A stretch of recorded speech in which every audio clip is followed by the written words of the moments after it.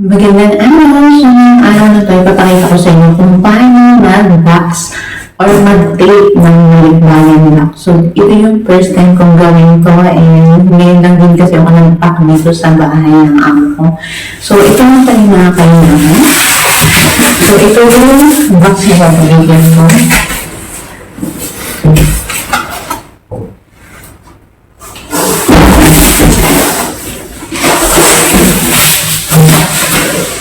Ayan, regular ang size niya.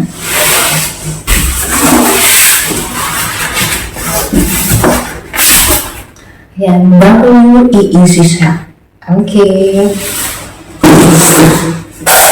And syempre, kailangan mo ito ng tape.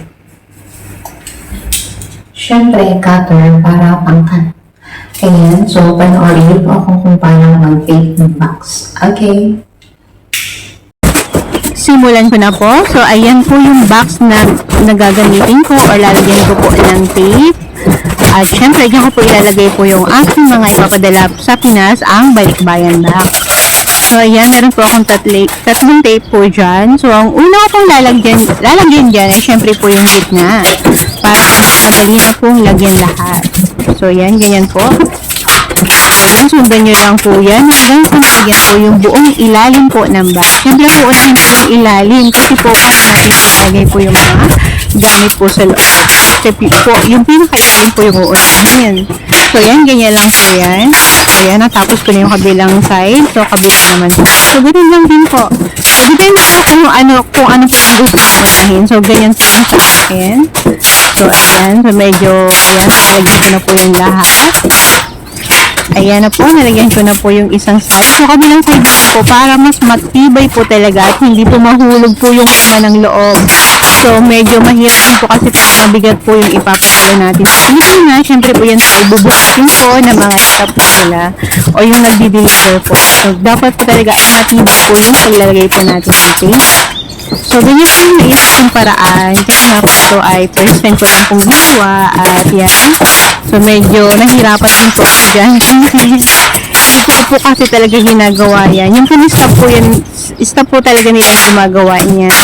Ayan. So, inisip lang po na kailangan palibutan para mas matibay. So, yan. Ikutan lang po natin yan. So, ayan. So, nakatatlong ikot po ako dyan para nasikip po ng mga so, depende po sa inyo kung gusto nyo pang ikutan ng mas marami, mas maganda po para mas matibay po at hindi po malalaglag talaga yung mga sa loob. Ito po para safe na makarating sa Pilipinas. So, ganyan po yung ginawa ko. Talaga na malagyan po yung gilid, ilalim po ng box. Kasi po yan importante kasi nga po sila po yung maghahawak ng bigat ng laman sa loob. So, ayan, nalagyan ko na po siya. Ayan. Ayan. So, ito naman po. Ayan. So, ipapakita ko po sa inyo ang itsura po ng paglalagay ko ng tape. So, ayan na po siya. So, ayan. Medyo hindi po siya ganun ka-flat or kapulido po yung paglalagay ko ng tape. Siyempre po, hindi naman ko po rin trabaho. First time ko lang po talagang ginawa to. And gusto ko lang din pong i-share sa inyo kung paano mag-tape. Kung sakali po kayo ay magkaroon po ng balikbayan box or gawin nyo po sa bahay nyo. So, ganyan na po yung ginawa ko and okay naman po ang kinalabasan kahit pa paano. Ayan. Diba? Okay naman po. Ayan. So, ayun. Hindi ko na pinakita yung paglalagay ko kasi medyo matatagalan po. So, yan. Yan na po yung pinaka-final na mga gamit ko. So, medyo bulky po siya. So, nahirapan talaga po ako dyan na i-flat. As in, hindi po talaga kasi ako ganun kagaling maglagay sa box. So, medyo nahirapan po talaga ako dyan. Hindi ko po alam kung paano ko siya i-flat. So, ganyan ako. Sinakyan ko siya. Ayan. Yung bawat side. Pinilat ko po siya. Hirap po ako dyan. Medyo inabot po ako ng ilang minuto po dyan sa pagpa-flat na yan. So, ayan. So, yan, hindi ko alam. So, yung kabilang side naman ang ginawan ko. So, discard nyo na po yan. So, ayan, kung paano yung ilalagay. Siguro po kung ano yung iba yung gumawa sa kanya, mas hindi po ganyan ka-bulky. Kasi po, hindi po talaga siya ganun ka-perfect talaga na nailagay. At hindi po ako ganun maglagay ng mga gamit sa loob. Kaya po, medyo bulky pa rin po yung pagtitake ko din sa iba-iba. And, yan. So, So, nahirapan talaga po ako dyan. So, nakailang ano po ako dyan, nakailang pong flat po ako dyan. Yan, sinakyan ko na nga po yung box para maging flat naman po siya kahit po paano. And madali po po pong lagyan ng tape. Ayan, ang kabilang side para mas okay po yung ibabaw naman. So, ayan, sinisimulan ko na po yung pinakahuli po or pinaka-ibabaw po talaga ng box. So, yan po talaga yung dapat flat na flat.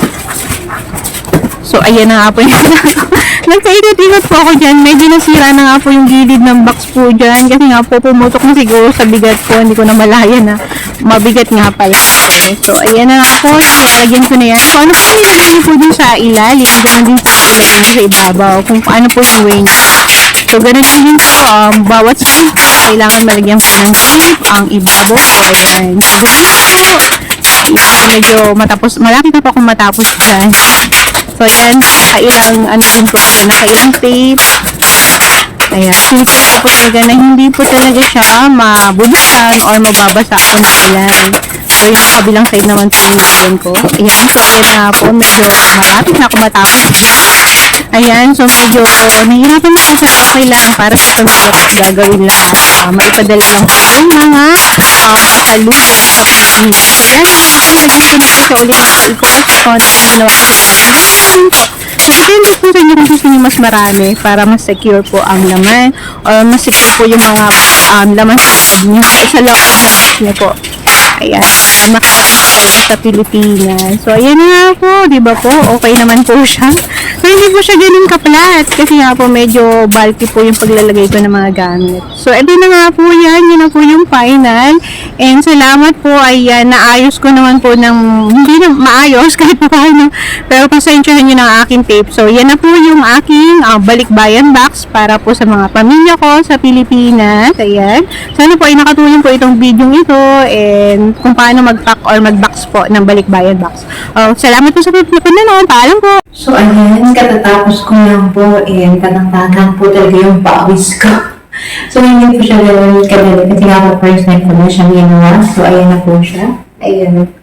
So, hindi po siya gano'n kadali. So, pasensya na po kayo sa pag-tape ko at pag-box ko. Okay, salamat po sa panonood. Paalam!